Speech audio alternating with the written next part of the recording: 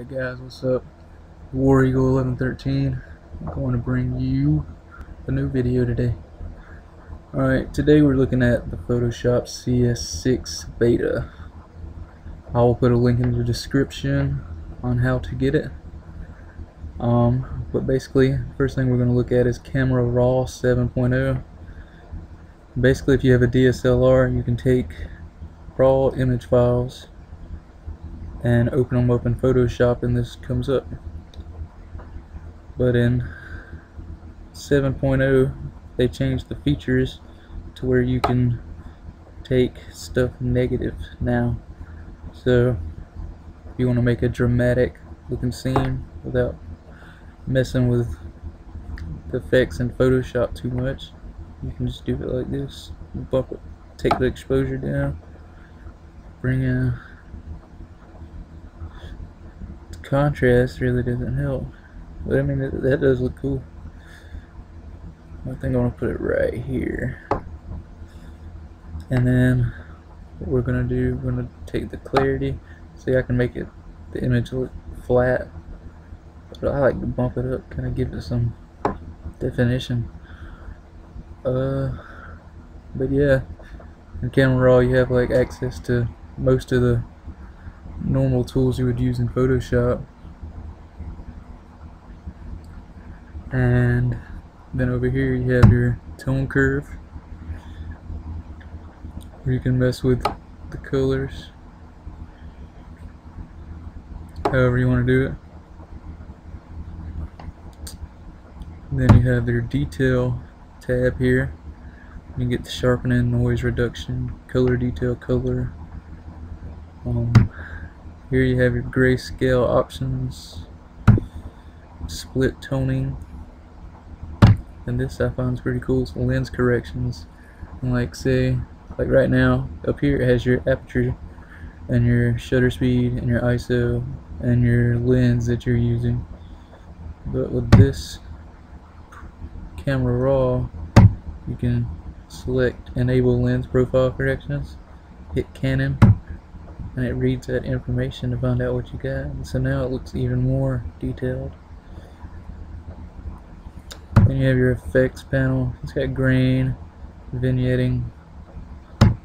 This, I imagine you can just mess with the saturation of colors, which could be useful. Then here would be your user defined presets. As you can tell, I have 0. And here's your snapshots. Then if you ever want to see how much of a change you did to the picture, there's the original, there's the after. And then I'll open this image because I like it, I want to save it. And it just takes a minute, and there it is, opened up in Photoshop CS6. Alright, the next thing I want to do is show you the new blur gallery. There's 3 new blur filters, and you got field blur, iris blur, and tilt shift. Today I'm going to do tilt shift because I think it's cool and everybody likes it. So what we're going to do is we'll move the focus point down to, let's say right here in the middle of that logo, and we're going to adjust this. I'm going to shift it like so. And that's the focus point right there. I'm going to increase the blur to 20. And now you can already see the effect, but I want to add, moved on me. I want to add more to the focus here. And you see these 2 lines are like keeping stuff in focus. So we'll just draw that out to about a little bit of that parking lot, and then we'll bring this down to where the cars start getting, like this car is blurry but that one's in focus pretty much. And then you want to, this does the feathering of the blur. You can adjust how fast it feathers out and control all of that. Add a little bit more blur to that car. Yeah, right there. and that looks good right there. That's a tilt shift effect, or as most people call it, the miniature effect, because once you apply it, it kind of looks like you're looking at a little model. But yeah, it does take a while to analyze this. That effect works really good for pictures like looking down on stuff. It don't really work too well if you're doing like a level shot or looking up.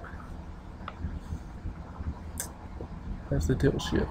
Alright, the next new feature, and the one that is probably the most desired or sought after feature that everybody wanted, was the content aware move tool.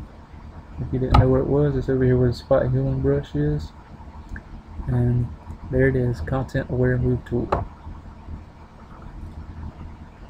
With this you can draw around it however you want, and that works fine.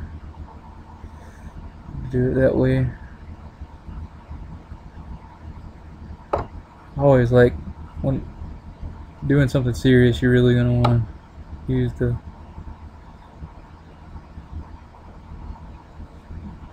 the pen tool, but for this demonstration purposes I just drew around it. As you see, it's not perfect because it's right here. You can see this foot is cut out.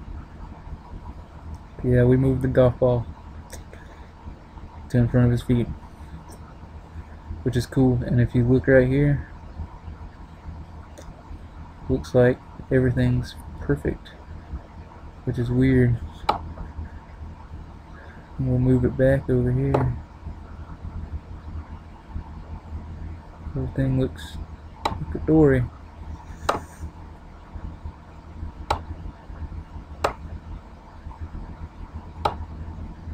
Trying to create a spot. Let me show you something. Alright, here's a spot right here and right here. Also new with CS6, they made the patch tool. Hit Control D to deselect that.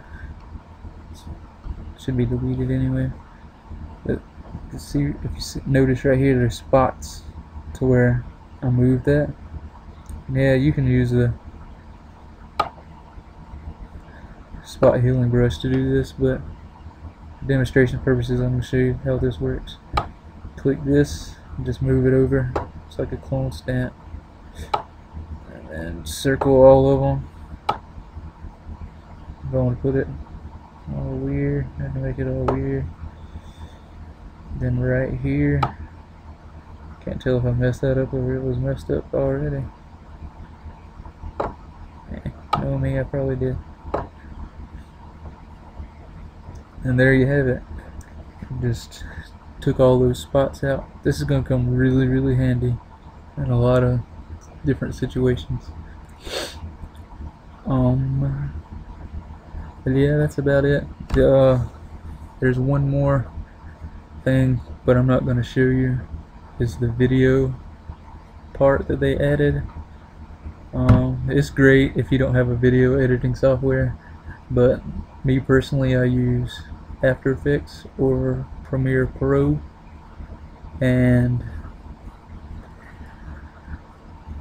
yeah, I mean it's got to be better than Movie Maker, so just look at it that way.